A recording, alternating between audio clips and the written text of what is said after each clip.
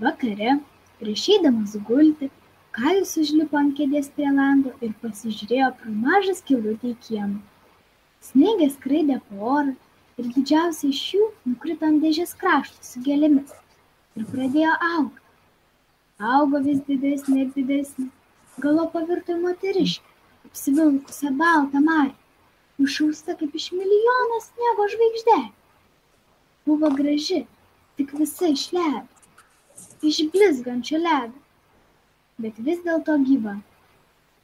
Jos akys spindėjo kaip žvaigždės, tačiau jose nebuvo nei šilumos, nei ramumo. Ji pamojo ranką berniukui. Vaikas išsigando ir nušoko nuo kėdės. Jam pasirodė, kad pro langą švystelėjęs pralėkė koks didelis paukštis. Kitą dieną buvo didelis šaltis, paskui pasidarė atodrėkis, o toliau atėjo ir pavasaris. Saulė kaitino, žolė žėlė, kregždės lizdus lipdė, buvo atidaryti langai ir vaikai vėl sėdėjo savo daržiuke prie latako aukštai nuo žemės. Ta vasara rožės ypač gražiai žydėjo.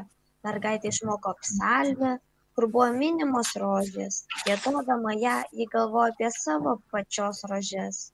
Ji užgiedota psalmę berniukui, o tas įtarė: žydi rožės ir lelijos, gimė Jėzus iš Marijos. Susikabinę rankomis, vaikai bučiavo rožes ir žiūrėjo giedodami į saulę, lyg jo šviesybei būtų regimas vaikelis Jėzus.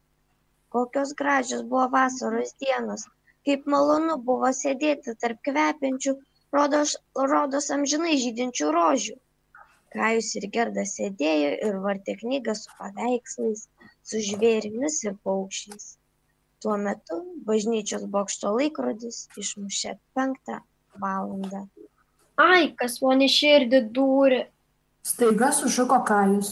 O dabar kas įkrito į akį? Mergaitė apkabino jį už kaklo, jis mirksėjo, bet akise nieko nebuvo matyti. Gal jau iškrito? Tarė jis paskui. Bet niekas nekrito.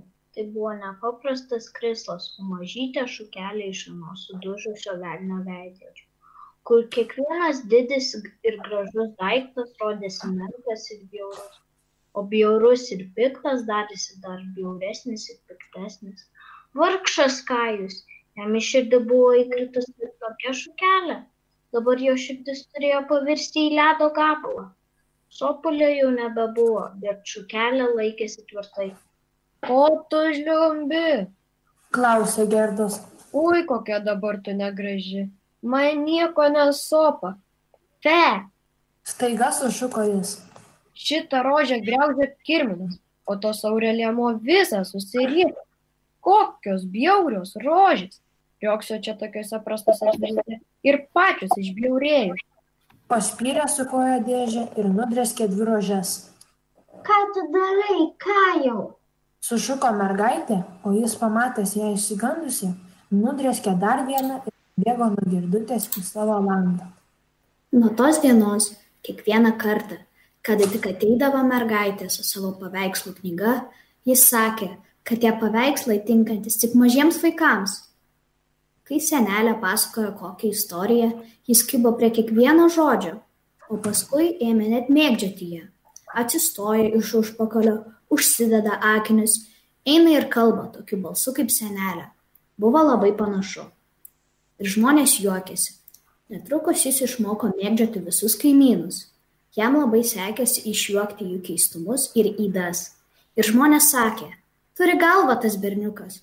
O čia buvo kalta ta veidrodžio šukelė, patekusi jam į akį, o paskui ir į širdį.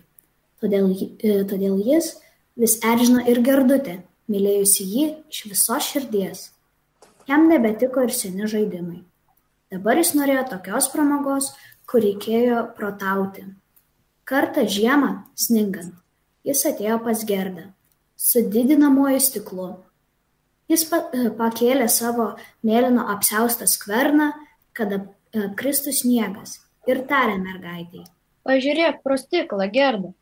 Pro stiklą snaigės rodėsi daug didesnės. Jos buvo panašios į puikias 10 gėles arba 10-kampes žvaigždes. Gražu buvo žiūrėti. Matai, kaip gražiai padaryta. sakė Kajus.